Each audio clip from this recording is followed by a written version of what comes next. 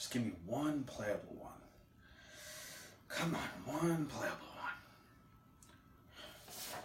Next. Hi. Is this the Destiny Hero tryouts? Yes, it is. Alright, so hear me out. What do all the existing Destiny heroes have in common? Drill Dark, Double Dude, alliteration. So, without further ado, presenting your newest Destiny hero, Hitachi Hulk. Get out. Okay. Hey everybody, Joseph Rothschild here, aka MBT, back again with another episode of 10-Minute Testing. Well, my brain has been completely rotted by Trinity format, and after a few weeks of cackling megomaniacally while making dystopia, it's time for me to realize my destiny and see if I can be the hero that helps port this brew to the TCG. Presenting Destiny Hero. So here's the list, and okay, I know it's 41 cards, don't worry, my allergy to inconsistency is flaring up too. As always, I'll give you a background about the archetype, a little bit of a discussion about what I hope the deck can do, and of course, the card by card. So firstly, for those of you that don't know, Destiny Hero is an archetype from a time when anime cards were allowed to be miserably bad. This assortment of anti-heroes has enjoyed a renaissance in interest as the morons glued to GX every Saturday morning grew into drooling adults and began using their neat bucks on booster packs. And I say this as one of them. In a response to this wave of nostalgia, Konami has done what they do best and cashed in with support, the latest of which has piqued my interest. Fusion Destiny is a new spell that allows you to summon a Destiny Hero fusion using monsters from your hand or deck as material. It dies at the end of the turn and locks you out of everything but heroes, but the advantage you accrue in the meantime is more than enough to justify it as a build-around. The downside to this pseudo-Shadow fusion is that while in the OCG it enables remarkably consistent setups with Malicious, the luscious Link ladder is semi-limited in the States, meaning we'll have to rethink both the build and the combos if we want to take down the TCG. But fear not! By pivoting to an enabler you just might have forgotten about in the wake of Summon Sorceress's slaughter, we can pop off just as powerfully as our pals across the pond. Isolde, Two Tails of the Noble Knights has always been at home in Hero, and this list is no exception. Hands with Fusion Destiny enable one-card Isoldes, which then turn into a permanent Dystopia and a Dark Law, both of whom match up exceptionally well against our currently advantage-oriented, graveyard-reliant metagame. Isolde's hidden passive of adding Phoenix Blade also means we're able to reliably turn on Dystopia without expending either Honesty Neos or Dynatag's effect. If all goes according to plan, we should be able to end on a best-case board of a live Dystopia, an Adoration, and a Dark Law, all beneath Dread Decimator. Since it is our destiny to be forced to interact, however, I foresee we'll often have to be satisfied with only one or two of these angsty anti-heroes, which is fine. I mean, each one is definitely strong enough to end the game on their own. So with that, let's get into the card by card. Firstly, our Goblinbergs, 3 copies of Drill Dark and 3 copies of Solid Soldier. Neither are perfect, but both of them are better than nothing.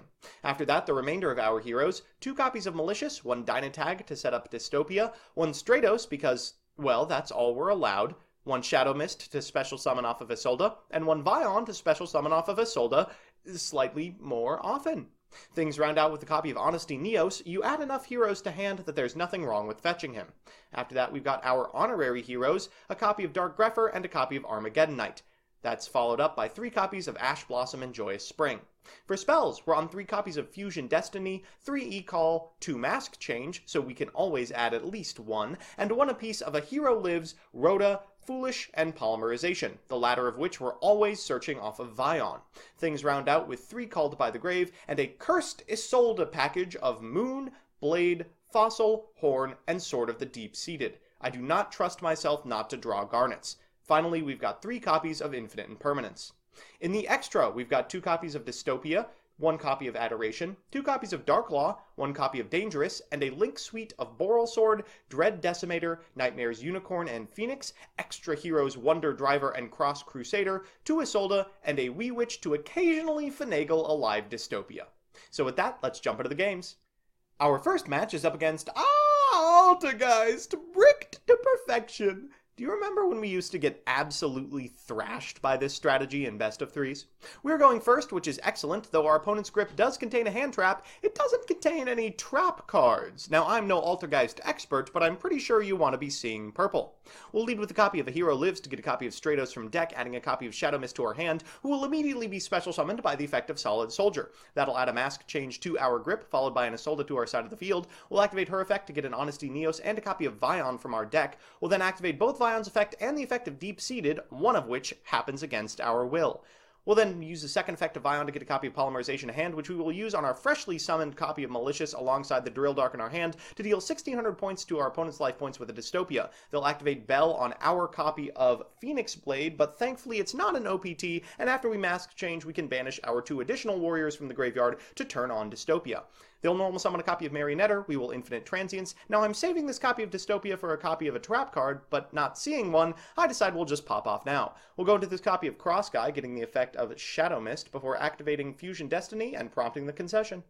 While the previous game showcased our deck's ability to pop off provided our opponent doesn't do anything, this game showcases our deck's ability to play through multiple pieces of hate adeptly. Our opponent is on Sky Striker Invoked, a deck that demands attention. They're going first, which is great news. They don't have a particularly powerful ability to pop off. However, the name of the game with this deck is never to explode, but to survive and then drown your opponent in card advantage. They're going to set 2 cards and pass it back to us, daring us to do our worst. We'll try as best we can. We'll lead with a copy of Fusion Destiny to get a copy of Dystopia, then turn it on with a DANE attack in our graveyard, popping one of the 2 back row. Unfortunately, we pick wrong, and after we go into Extra Hero Cross Guy, we'll target our own copy of Dystopia, trying to make it permanent, and eating a copy of Called by the Grave. Well, we can normal summon a Shadow Mist and get in for 2,600. There's no really effective way to get rid of Shadow Mist without allowing us to plus, so I'm feeling okay about it. They're going to lead with a Magical Meltdown, followed by a Terraforming, then a Startup Engage for 2. They'll activate Hornet Bit for a copy of a token, a Kagari, and a second Engage as well. That second Engage is going to find both an Afterburners and a copy of Ash Blossom. Ooh, yikes. They'll normal summon a copy of A-Lister. This allows us to activate the Infinite Transients we have set, and pop off a little bit with this copy of Shadow Mist, adding a copy of Solid Soldier to hand. They'll pass it back to us, we draw for turn, and it's another Solid Soldier, which is not the worst thing in the world. We'll special summon this copy of Drill Dark and go into Isolde before we're locked out. We'll add a copy of Honesty and then pick for 4. They'll activate Ash Blossom, and oh boy, the shields are down. This means we can now activate Fusion Destiny, activate the effect of Dystopia to do 1,600 points of damage to our opponent, then turn it on with our Equip spell. We'll activate its effect to destroy this copy of Kagari and then get in for lethal damage. Alright, so it's time for Game 3, and you know what that means, a best of 3 versus meta. Our opponent is on Salaman Great, and while the last 2 games did a pretty good job of showcasing why this deck is particularly strong, I think this one highlights its one major weakness. We're going first. We're going to lead with a copy of Elemental Hero Solid Soldier. We'll activate its effect in order to get a... Okay, well I guess we will end our turn. Our opponent's going to lead with a copy of Salaman Great Circle, adding a copy of Gazelle to hand. They'll normal summon a Spinny to go into Veilings, triggering the hand effect of Gazelle and adding a copy of Sanctuary to hand and Roar to the graveyard. After that, they'll activate the Grave effect of Spinny to special summon itself and go into Mirage Stalio, special summoning a Jack Jaguar from deck, Link summoning a Sunlight Wolf, and Reincarnation summoning a second one. They'll reset Roar, activate the effect of Wolf to get this circle back to hand, and then activate the second effect in order to get Gazelle. They'll go to Battle Phase and clear our board, which is not particularly difficult, before doing a fair amount of damage to our life points. They'll go into a second Veilings and pass it back. For turn we draw Hero Lives, we'll lead with that. That does 1850 to us. We'll activate the effect of Elemental Hero Stratos. They'll effect Veiler again. Okay. Well, we can activate E-Call for a copy of Solid Soldier. We'll use its effect. And there's the Roar. Well, that's about all she wrote.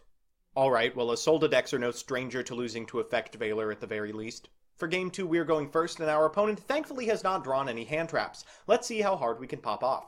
We'll lead with a copy of Solid Soldier, who resolves getting a Shadow Mist to our side of the board and a Mask Change to our hand. We'll go into Isolde, adding a copy of Honesty Neos and special summoning a copy of Vion. We'll use Vion's first effect to send a copy of Drill Dark, because we already have the Malicious in hand, then his second effect to get a copy of Polymerization to hand, which we will use for a Dystopia. We'll use Dystopia's effect, doing 1,600 points of damage to our opponent before going into Cross Guy, Malicious, activating this copy of Phoenix Blade to turn on Dystopia, and activating Mask Change to make Darklaw.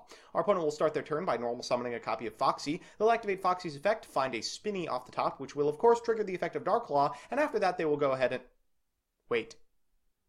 Wait, does this deck not have an out to Darklaw? Oh boy! Alright, so it's time for Game 3, and armed with this new knowledge, we might just take the set. Unfortunately, our opponent is going first, and boy, do they ever have a grip. Let's see if we can play through it. They're going to lead with a copy of Foxy. That Foxy's going to find... Oh my god, luck is on our side. They'll activate Circle to get a copy of Gazelle. They'll then go into a copy of Phalanx, adding a copy of Sanctuary to hand and activating the effect of Gazelle. Not roar, not roar, not roar, not roar, not roar. Oh. Okay, well, they'll just reincarnation summon a Sunlight Wolf and set this roar, taking no chances. I was saving the Ash Blossom for Mirage Stalio, dang it!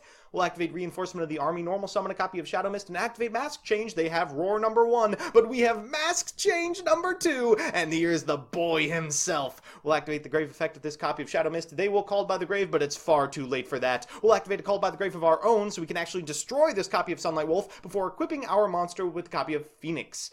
They'll activate the Grave effect of Foxy to destroy our Phoenix Blade, then normal summon a second one, go into Mirage Stalio, and looks like patience paid off! So, we're back with the deck, and wow!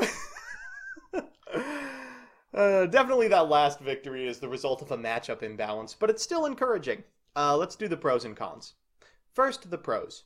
1, it's consistent as all get out. I know that looking at a list littered with one-ofs doesn't appear to be the prettiest thing out there, but it's surprisingly non-Garnety.